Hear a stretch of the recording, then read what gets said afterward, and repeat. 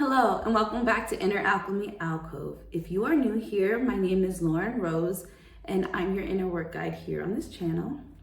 If you've been here for a while, thank you so much for your patience. I know it has taken me a really long time to get back to filming these videos. Between having really young children and computer issues and just scheduling issues, hopefully we'll be able to get back into it. And hopefully my perfectionism doesn't continue to get into the way, because this is my fourth time recording this video. So hopefully I think at this point I'm just gonna post it and move on with my life. But anyways, thank you so much for being here today. In today's video, we're going to be kicking off a series dedicated to unraveling the complexities of trauma. We're going to be talking about how it deeply affects us both mentally and physically, and how we can move towards healing in a compassionate and integrative way, not spiritually bypassing. Trauma isn't just what happens to us, as in the actual event. It's also what happens in our body, and we're going to be discussing the mind-body impacts of trauma today. So, if you are ready, I invite you to make yourself comfortable and grab your favorite snack or your favorite drink and take a moment to pause from whatever you're doing today and just allow yourself to fully arrive in this space. Take a deep breath if you need to. Grab a notebook and a pen if you would like to take some notes, because there will be presentation cards for you. And once you're ready, we can begin.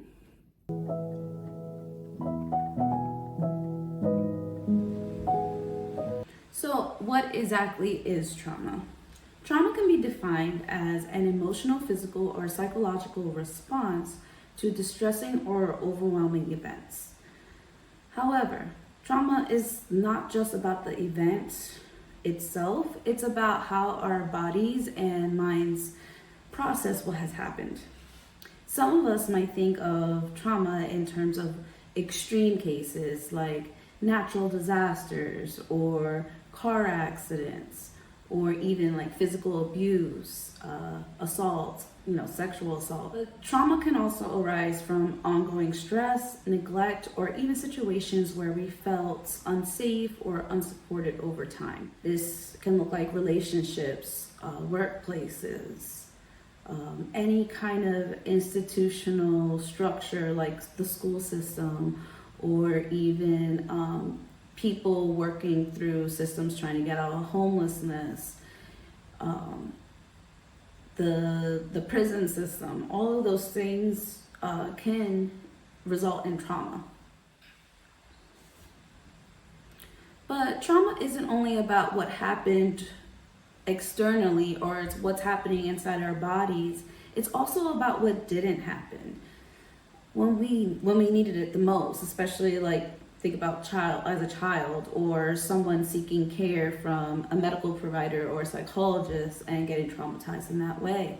When our nervous system becomes overwhelmed by the absence of essential care, our ability to process and cope becomes disrupted. This lack of emotional safety or validation can leave long-lasting impacts that can even get to the point where we become treatment resistant, because we don't trust anybody anymore. Who is there to trust if our trauma comes from people that we went to in our time of need, right?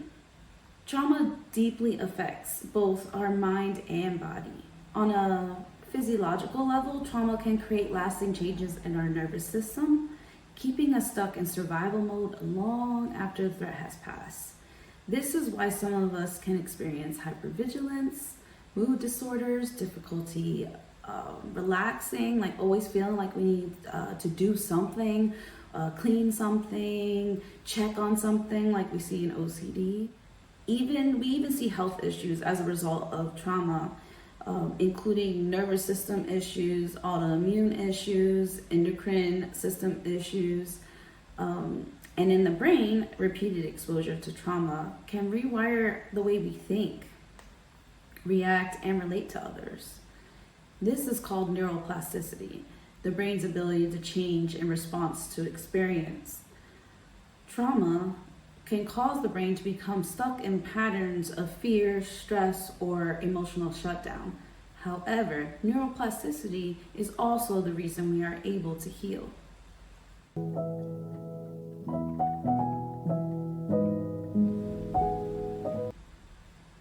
Now that we've defined trauma, let's go over the major types of trauma.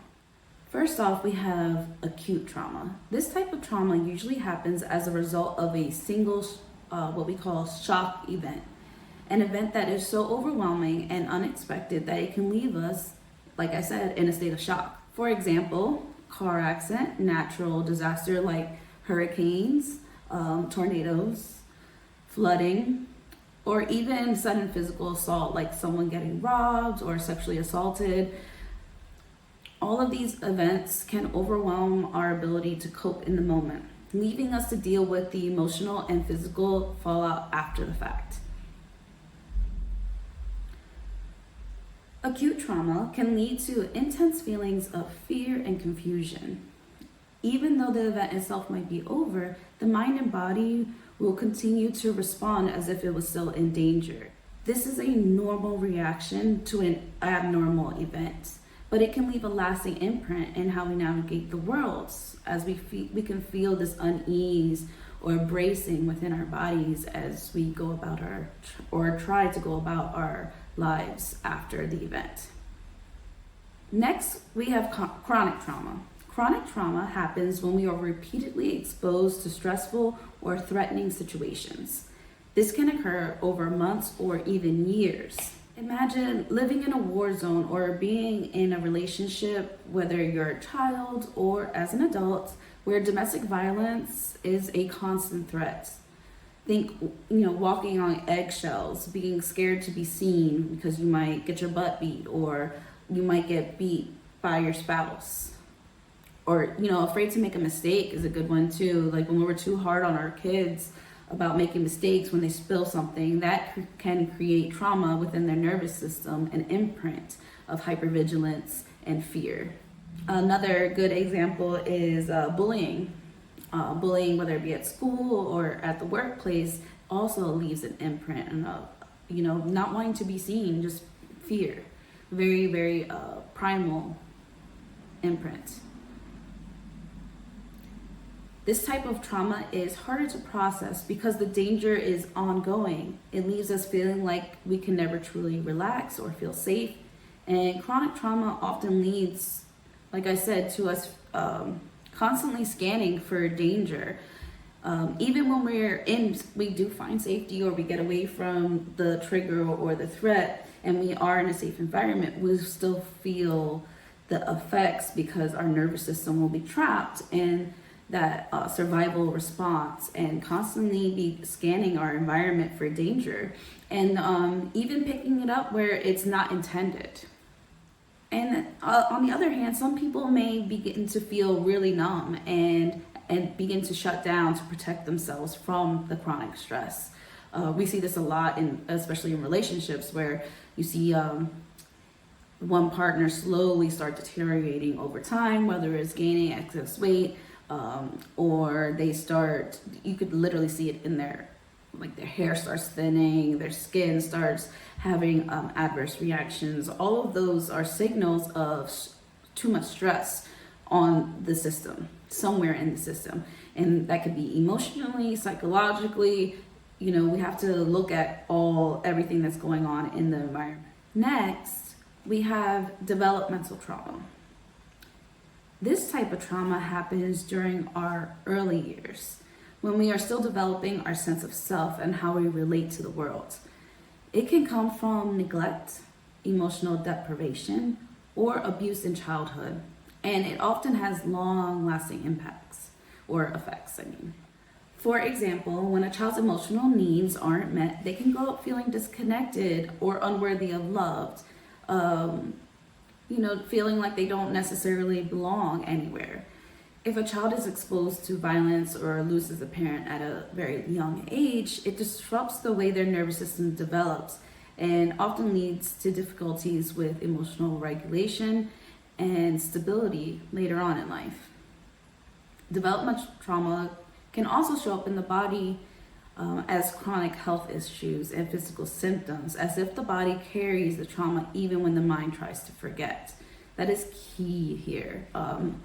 Our bodies keep the score, just like the book says, and the more you learn about trauma and how it impacts the various systems, the more you realize just how serious this is and how truly interconnected everything is, from the way we interact with each other, the way we interact with ourselves, and the way we interact with our environment, whether it be in our homes, like in our space, or the actual environment outside. Like if every day you're looking at a crap environment full of trash and toxic waste and nothing beautiful, it's going to actually literally impact your emotional well-being and your psychological well-being as well. Then there's also something called secondary trauma, also known as vicarious trauma. This type of trauma doesn't come from direct experience, but rather from being exposed to the trauma of others. So this is children. Children are victims of vicarious trauma if their parents never worked through and learned better coping mechanisms and better ways of handling their emotions and stress.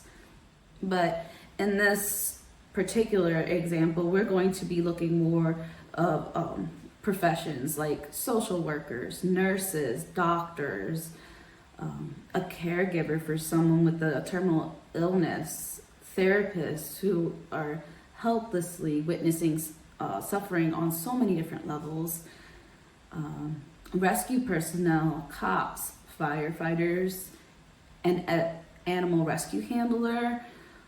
These are all people that have to witness the aftermath of some of the most devastating disasters to happen to humanity on a daily basis.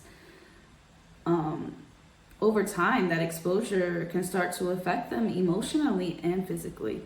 Even if they haven't directly experienced the trauma themselves, they might begin to show symptoms of the trauma, like anxiety, difficulty sleeping, or emotional exhaustion. If you ever talk to any one of these people, you'll wonder, because they will show all the signs of someone who has chronic trauma.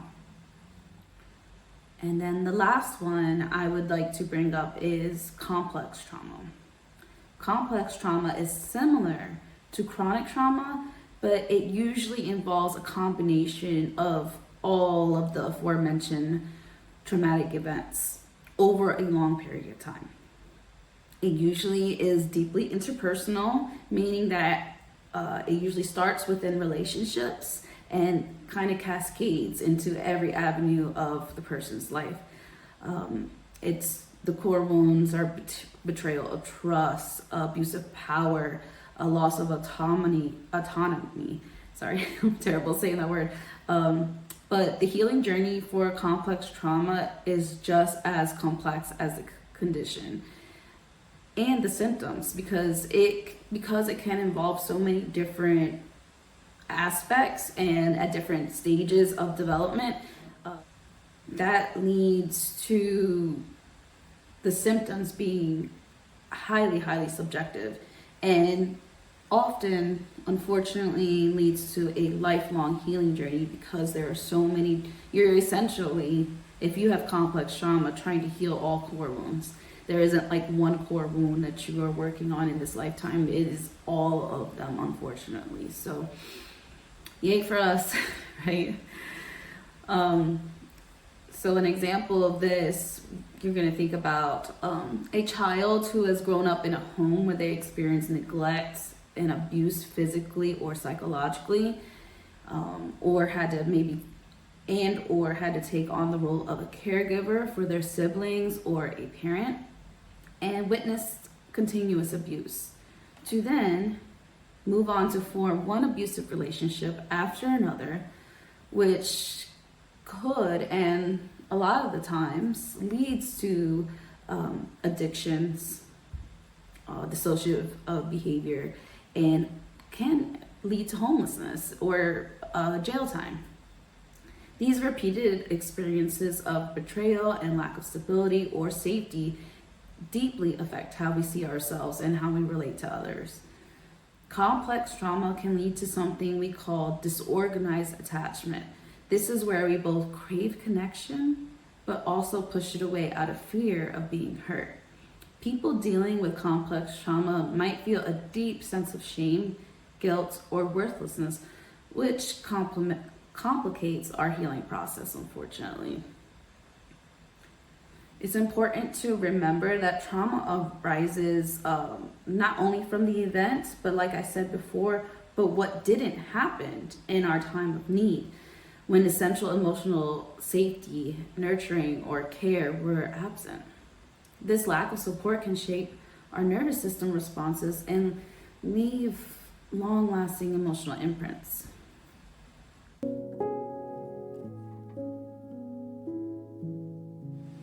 Okay, so now that we've defined trauma and looked into the different types of trauma, let's dive deeper into how it affects us emotionally, behaviorally, physically, and psychologically.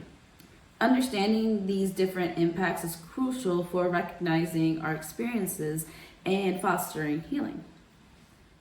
Disconnection from emotions. One common impact of trauma is disconnection from emotions and numbing. This is used as a protective mechanism where individuals might detach from their feelings to avoid pain associated with dealing with whatever the event or the event would be. While disconnecting from our emotions may seem to help us in the short, it often actually creates distance in our relationships, making genuine connection very, very challenging. Additionally, unresolved trauma can manifest as anger or irritability, emotions that surface as secondary responses to deeper feelings of helplessness, frustration, or loss. Trauma can profoundly alter our emotional landscapes, and for many, it creates an ongoing sense of fear and anxiety. This hyperarousal keeps us in a heightened state of alertness, making us feel like we're always in danger, even when we're not, as I've mentioned before. Survivors of interpersonal trauma often internalize feelings of shame and guilt, believing that they could have done something to prevent the event.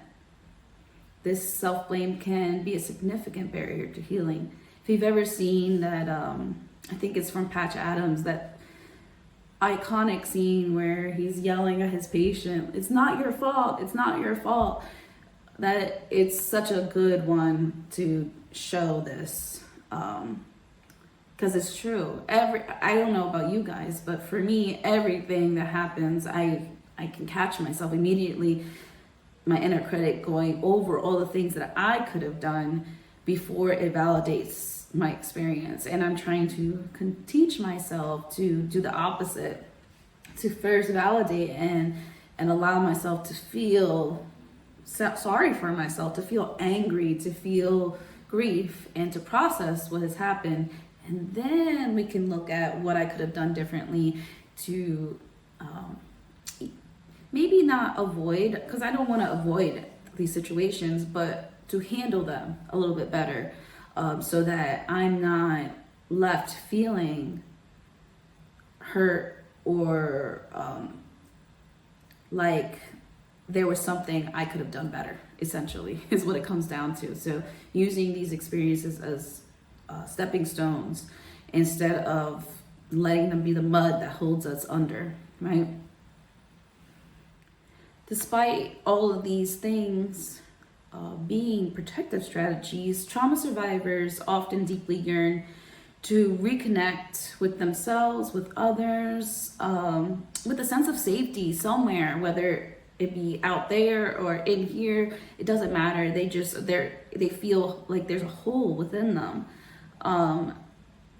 However, filling that hole and reconnecting with themselves and others can feel unreachable or unsafe after traumatic experiences, which is why it's so important to work at our nervous system speed and take things very slowly and the best way that I have found to help with these reconnections is through online or group, specifically online forums, because it's a little bit easier to interact with people, and it's easier to find places where you will be heard and understood and not rushed to heal.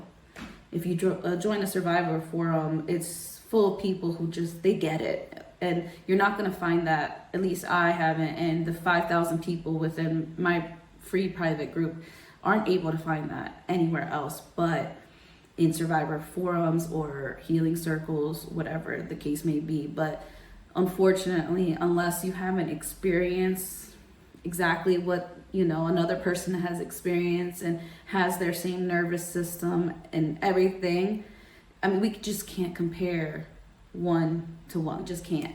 It's like comparing apples to oranges. It's just not quite the same. They're all fruit.